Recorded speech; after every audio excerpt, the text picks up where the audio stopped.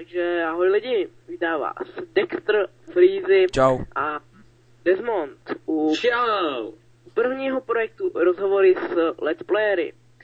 Takže čau Desmonde.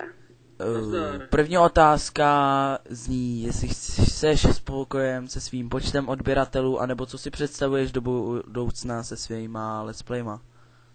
No, takže musím říct, že jsem velmi spokojen s počtem svých odběratelů.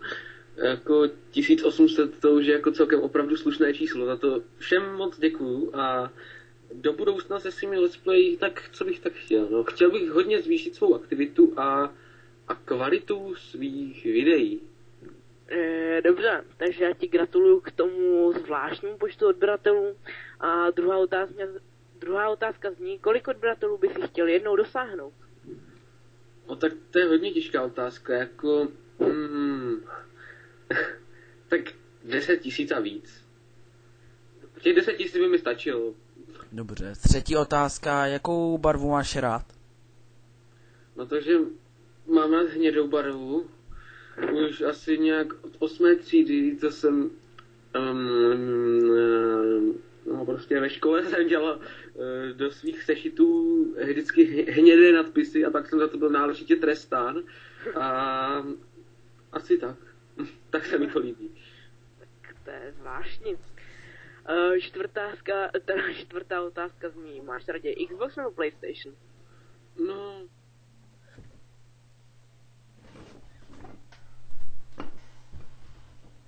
PlayStation dopadl zrovna... Řekni to znovu, prosím.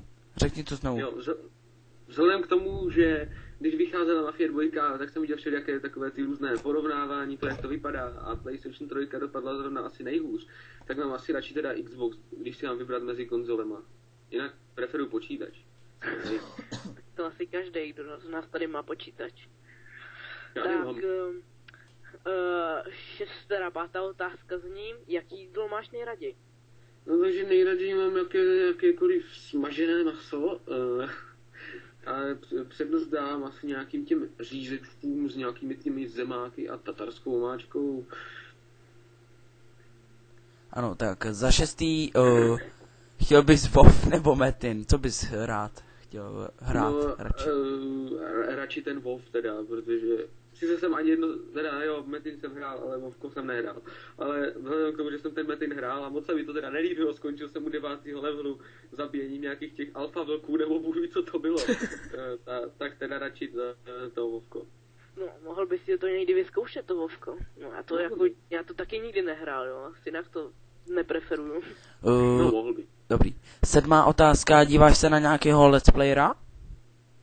No, dívám se na velký počet Let's Playerů. Mám jmenovat? No, můžeš. No takže sleduju Ghost Let's Plays, toho Paina, jak už jste říkali. Jo. Co ještě sleduju? Minecraftáka občas, Minecraft Box, Pedra, prostě tady tu elitu. Jo, dobře. A občas i nějaké ty neznámé, jako je například Czech PC Let's Player, TrustRaven.cz a ještě už nevím, už si nespomenu. Tak to neznám vůbec. No, najděte si je. Dobře. Tak, 8. otázka. Co bys řekl svým divákům? Takže diváci, chtěl bych, abyste se stále dívali na mé videa s tak velkou chutí, jak se díváte doteď. Sice jako počet zhlédnutí moc neodpovídá mému počtu odběratelů, ale jako nevadí mi to, jako klidně, jako ne, já to nedělám kvůli zhlédnutí, já to nedělám kvůli penězům, já to nedělám kvůli slávě, já to dělám kvůli sobě, že mě to baví a taky kvůli vám, jako taky vás to celkem baví. Takže děkuji vám za veškerou podporu a no, to je asi všechno.